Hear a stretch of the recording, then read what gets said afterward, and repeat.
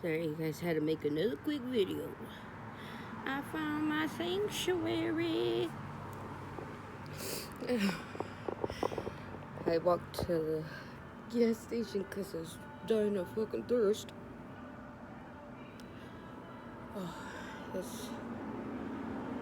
My throat chakra is just aching, you guys. Oh gosh, it's almost like I was strangled or something. Oh, it aches, it aches, it aches. Oh, yeah. Wanted to make sure my sister knew. Oh, gosh. What do you want, bug? Moth, whatever you are. Yeah. I especially wanted my sister righteous readings to see where I succumb to or where I always end up falling at. My sanctuary. My church. Can't really tell from the brick, I guess, but yeah.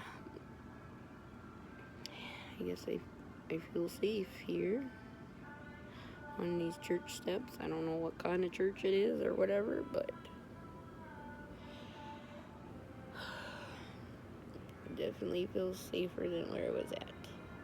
And the gas station I walked to get something to drink, a nice little guy just said he noticed I was having a rough night, so he's like, oh, you can just have your drink.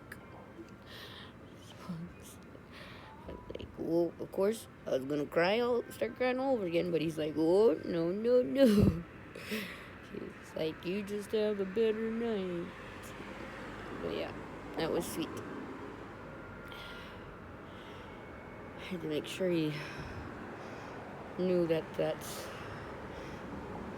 a wonderful, beautiful thing that he did. Just giving me a soda that, a fountain drink that, the employees get free, so, like, he's giving me his free soda or whatever, but I need to make sure that I thanked him and told him, like, what he just did was special, like, in more ways than just giving me a fountain drink or whatever. Like, it wasn't about that I said, like, most people don't recognize, and even if they do recognize others' emotions or feelings, they just ignore them. And, well, he recognized them, and he didn't ignore them. Those are pretty two big things. So, and he gave me a free drink. So, it's small stuff, I know, don't really matter, but it matters, like, the world to me. Because, yeah, just coming from where I'm, like, I was trying to tell my parents all day, like, I thought these events were working up to this big event, and that I felt scared and that I was alone. But, yeah, they didn't believe me, and, like, that was the first thing my dad said to the cops. He's like, take her away, take her to jail.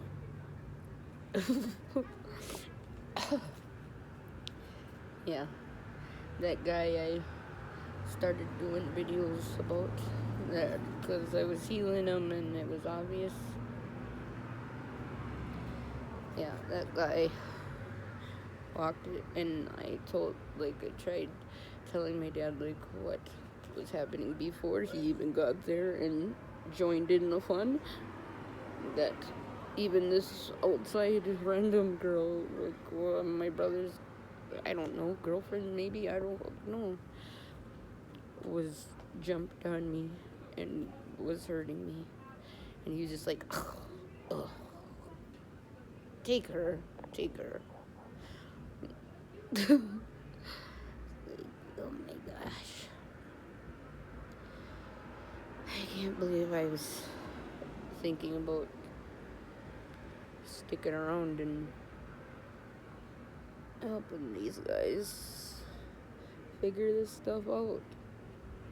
Because I know it's hard, and I am made aware for whatever reason. Like, I know why all of them, I know why they are the way they are. But I don't,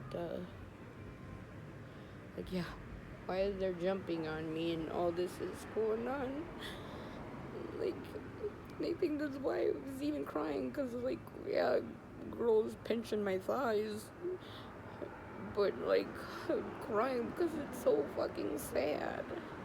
And, like, my brother's, his eyes were, like, going opposite directions and all googly. And he's, like, screaming at me saying, I'm the devil himself.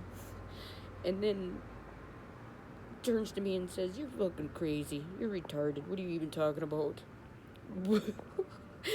Right after he was just googly eye in my face, spitting and snarling, saying he's the devil himself and he goes to hell on a daily basis.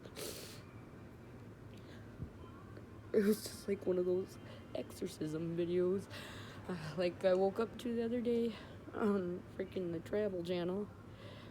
They were like showing this one guy who travels the country, like doing sermons, but he exorcises the demons and people, and these people are like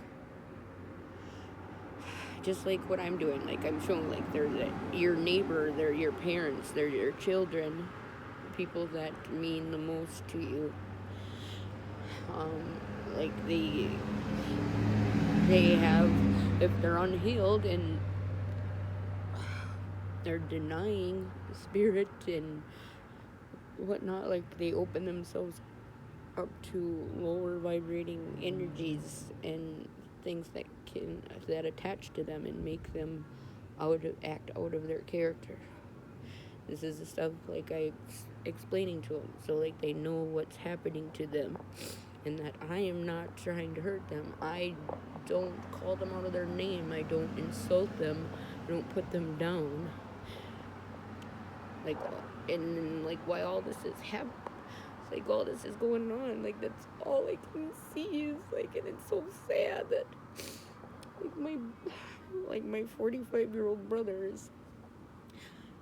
had to move back home and with his 2 teenage daughters, and he decided to get his 2 daughters 2 large black labs, and they all were sleeping in one tiny room with 1 bed in it. A grown man, 2 teenagers, and 2 black labs, chocolate labs, I don't know. Like, that's fucking sad. Very sad to me. So, like, I was telling him, like, I decided I'm moving, like, I'm leaving here because, I mean, at least if any good comes out of this, like, if they, you know, like, at least that sad situation doesn't have to be going on anymore. They don't, like, there's not going to be a 45-year-old man and his 2 teenage daughters. Well, one's 18, but yeah, that's still teenage. His 2 teenage kids and 2 giant dogs in a tiny bedroom. Like, yeah, if I just take myself out of the situation, at least that doesn't have to be going on. Like, he can, because I live downstairs at my parents', so, and it's like an apartment. Has a bathroom and a kitchen and a bedroom and a living room. So, like, my older brother can stay there. Like, my parents obviously want, and that would be better for his kids and him. Like, that, yeah, that'd be better for them. Like, and there wouldn't be this constant, like, upset and like all that's going on with me there is like they keep turning it into drama and like trying to bring me out of my character constantly, and it just doesn't work. So it's like me being me, like it just escalates it so that yeah, like I can easily see like why all of this is happening and what needs to be done. Like obviously we can't be in each other's lives right now because this isn't making anyone happy. So like everyone, oh gosh, my ears hurt now. Like yeah, like everyone was screaming at me tonight, like, you're the fucking adult. My mom was yelling at me. Like she's standing, like she had obvious alcohol on her breath and was yelling at me. So I told my nieces, my brother's kids, like, I was like, can't you see, like, they're yelling, screeching in their high-pitched voice, like, you're upsetting Grandma, you're upsetting her, you're upsetting Grandma. And I was like, you guys, you're shrieking, you're making Grandma upset repeatedly. How is she gonna be anything else but upset? And yeah, that just, for some reason, pissed my mom off even more, and she just joined in with the group like everyone always does and was like, no, you disrespected me. And you guys, oh my gosh, guys, like I should tell you the full story. Like, so my part, like, I was out working, like, I do cleaning jobs, but yeah, my one of my, well, now more like my friend, but like she was a client, like my first one that I did a healing on. She's in a really bad accident, broken hips and arms, shoulders and stuff. That's been 6 weeks ago now, but she's been up and walking and back to doing her jobs and going to college, like living her regular life, what she was so scared that wasn't going to happen for her again. She was doing that 2 weeks after her accident. Like, she had a walker. Like, she hasn't used her walker since I did my first healing on her. Like, and I only did 2 healing sessions on her for like, I don't know, half hour, 45 minutes. Like an hour, I don't know. Wasn't that long, but she's been better. So, like, my star pupil client, or whatever you want to call it, it's like asked her, like, if I could use hers, like, her testimony, or, like, you know, like, for reference and stuff. And, like, I told my family about her, and I know they thought I was making it up or something. And even my mom, yeah, like, when I'm telling her I'm doing this stuff, she's like, oh, my Jessie, and she's proud and she can understand me, and she doesn't say like, oh, I'm just being crazy, or ask me if I'm on drugs. Like, she just does what the mom, I guess what she thinks mom's supposed to do. But then, like, she doesn't tell the public that, or she doesn't stand up for me or say, like, oh, she does know what she's talking about sometimes or anytime in front of anyone.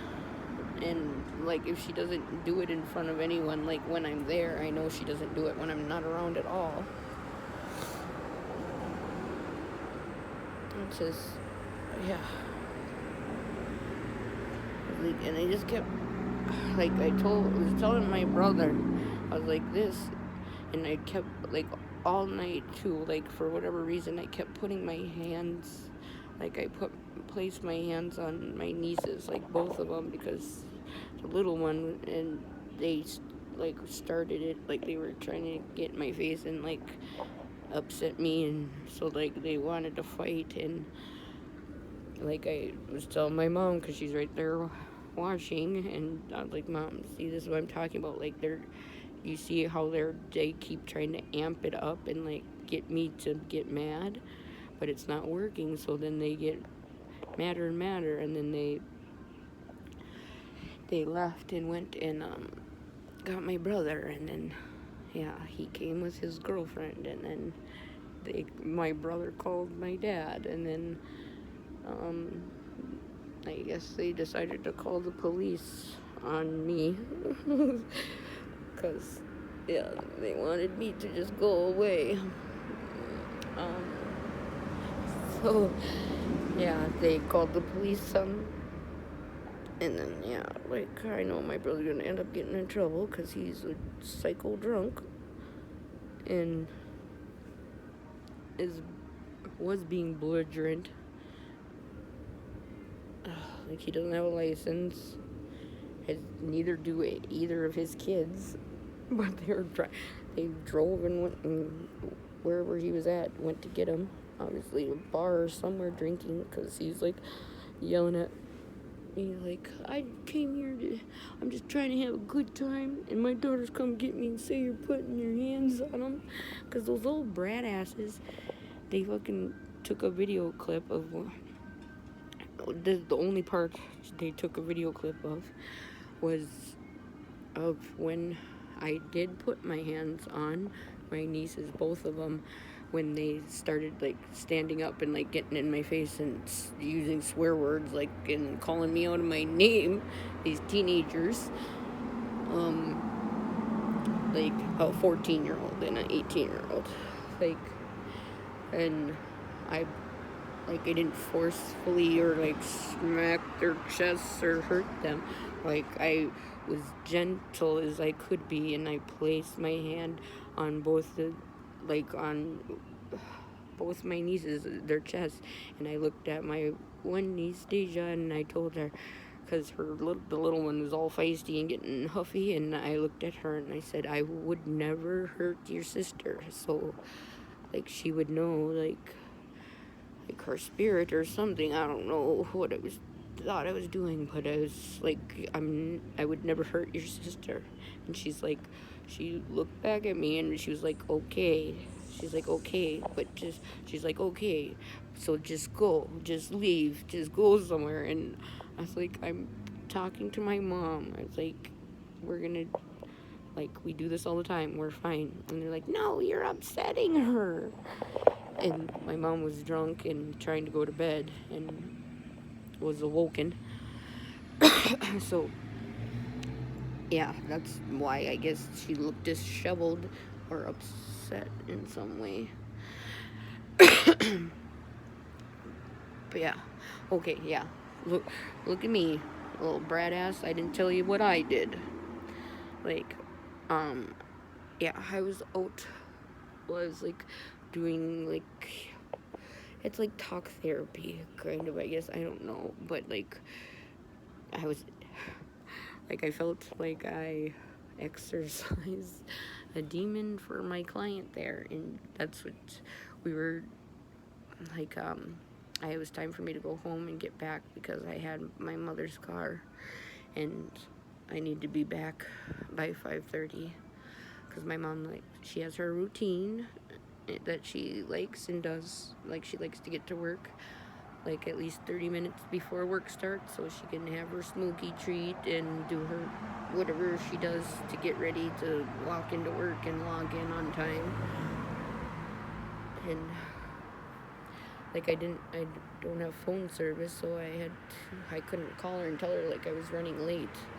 Because like at 4:30 when I was dropping this lady off, like all of a sudden, like, she was like having like a little breakdown or something, and I recognized like she was about to have a breakthrough, and I told her that I was like, I feel like I see like you're like on the verge of having a breakthrough. So like I stayed with her and talked to her and stuff, and then I helped her to her house. Like, she couldn't get in her house for whatever reason because she was so upset she couldn't like get the right code to get in her house. So like, she's like, fucking, I'm going through my window. Like, she went through her bedroom window, so I like helped her into her bedroom, like through the window. And then like I made sure she was like, and she's like, you better go because your mom's gotta go to work. And I'm like I always pray and like I asked, like I always ask when I leave my house, I ask that I'm safe in my travel and that I don't have like any trouble of any kind, and that I make it back home in time so that my mom's like she can be on time for whatever she needs to do. It's just like little routine, like makes me feel better, and when everything goes accordingly like it always has, like I get back in time, my mom goes to work and it's fine. But yesterday or whatever, like I didn't get there till, well, I looked at the clock and it was 6:06, and my mom had just had my brother. She said, "Thank God for your brother. He got me to work. He's bringing me to work because I missed her by like 5 minutes. Like she left right at 6, so like yeah, and it takes her a half hour to. She works like 30 miles away, so it takes at least a good half hour." And yeah, my brother said like he was like when he came back, because my mom told him for whatever reason to get the keys from me so that he could give them to my dad when he got home. And like I was writing my mom and telling her like what happened and that I didn't have phone service, so I'm sorry, like I couldn't even call and say anything, like I was just getting home so you could go to work. And I was like, I know you work at 7, so I know, like, and because I pray for it all the time, I told her, I was like, I always ask, like, I asked Grandma and Grandpa, like, had my guys, like, make sure I'm safe, no troubles, and that I get back in time so that my mom can do what she needs to do. And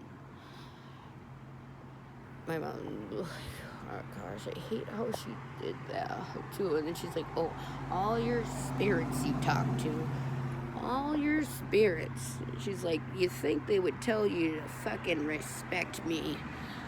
And like, Mom, like, you're putting this, you're labeling this, you're saying that it's disrespect because I was late and unable to contact you to let you know.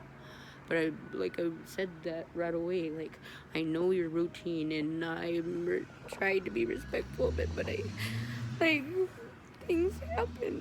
And I was like, no, I was like, stop thanking God for fucking Ricky or like for my brother. I was like, he didn't, like, there's no reason to thank God for the fucking mess that he fucking puts on or displays. I was like, thank God that, you know, I got back in time so that you weren't going to be able to do your normal routine like normal. And I said, I'm sorry for that. I know, like, it's your little comforts. Like, I know that, like, it makes everything. It makes your whole day. And she's already having trouble at work.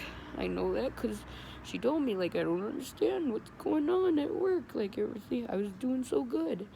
But I told her, like, my brother brought all his funky ass energy into the house, and like both my parents now are like having to work extra like harder, and they're more upset and they're meaner to me. And I said, like, it's because of Ricky, and I was like, that's why things are the way they are. And they wanted to blame it on me. And now, like, my mom's like, oh, like, I'm already on probation for being late. I was like, but you weren't late. Thank God you weren't late. Like, you could have drove yourself to work. You would have been fine.